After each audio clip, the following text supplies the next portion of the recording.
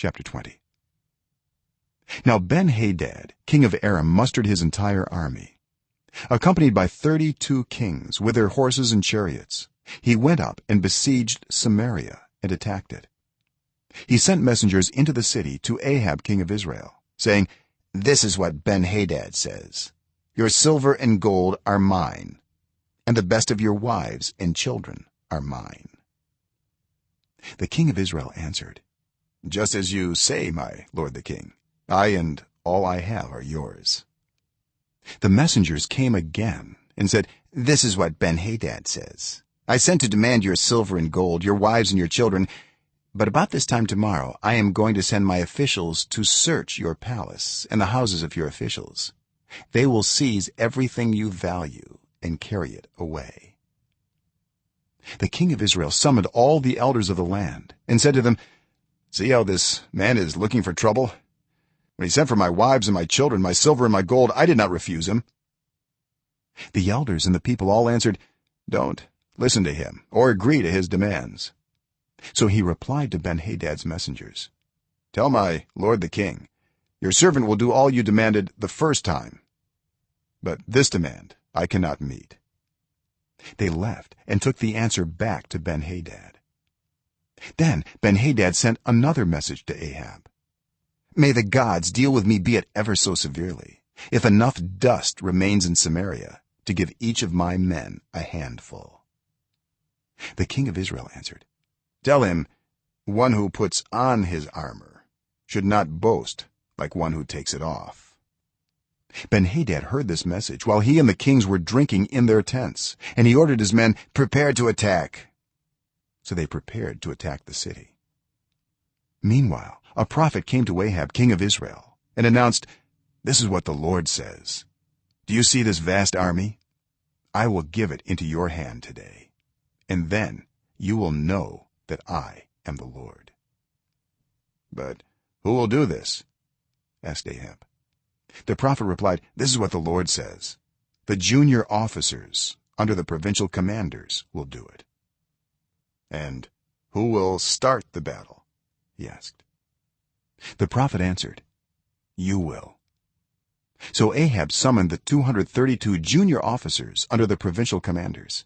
Then he assembled the rest of the Israelites, 7,000 in all. They set out at noon, while Ben-Hadad and the 32 kings allied with him were in their tents getting drunk. The junior officers under the provincial commanders went out first. Now Ben-Hadad had dispatched scouts who reported, "Men are advancing from Samaria." He said, "If they have come out for peace, take them alive. If they have come out for war, take them alive." The junior officers under the provincial commanders marched out of the city with the army behind them, and each one struck down his opponent. At that the Arameans fled, with the Israelites in pursuit. But Ben-Hadad king of Aram escaped on horseback with some of his horsemen. The king of Israel advanced and overpowered the horses and chariots and inflicted heavy losses on the Arameans.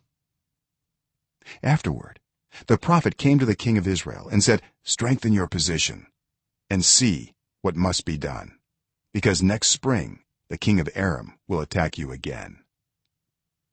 Meanwhile the officials of the king of Aram advised him, "Their gods are gods of the hills. That is why they were too strong for us. But if we fight them on the plains, surely we will be stronger than they. Do this: remove all the kings from their commands and replace them with other officers. You must also raise an army like the one you lost, horse for horse and chariot for chariot, so we can fight Israel on the plains. Then surely we will be stronger than they." He agreed with them and acted accordingly. The next spring Ben-Hadad mustered the Arameans and went up to Aphek to fight against Israel. When the Israelites were also mustered and given provisions, they marched out to meet them. The Israelites camped opposite them like two small flocks of goats, while the Arameans covered the countryside. The man of God came up and told the king of Israel, "This is what the Lord says: Because the Arameans think the Lord is a god of the hills and not a god of the valleys, I will deliver this vast army into your hands. and you will know that I am the Lord." For 7 days they camped opposite each other, and on the 7th day the battle was joined. The Israelites inflicted 100,000 casualties on the Aramean foot soldiers in one day. The rest of them escaped to the city of Aphek, where the wall collapsed on 27,000 of them, and Ben-Hadad fled to the city and hid in an inner room. His officials said to him, "Look, we have heard that the kings of Israel are merciful. Let us go to the king of Israel with sackcloth around our waists and ropes around our heads. Perhaps he will spare your life." Wearing sackcloth around their waists and ropes around their heads, they went to the king of Israel and said, "Your servant Ben-Hadad says, 'Please let me live.'" The king answered, "Is he still alive? He is my brother." The men took this as a good sign and were quick to pick up his word. "Yes, your brother Ben-Hadad," they said. "Go and get him," the king said. When Ben-Hadad came out, Ahab had him come up into his chariot. "I will return the cities my father took from your father," Ben-Hadad offered. "You may set up your own market areas in Damascus, as my father did in Samaria." Ahab said, "On the basis of a treaty I will set you free." So he made a treaty with him and let him go. By the word of the Lord, one of the company of the prophets said to his companion, "Strike me with your weapon." But he refused. So the prophet said, "Because you have not obeyed the Lord, as soon as you leave me, a lion will kill you."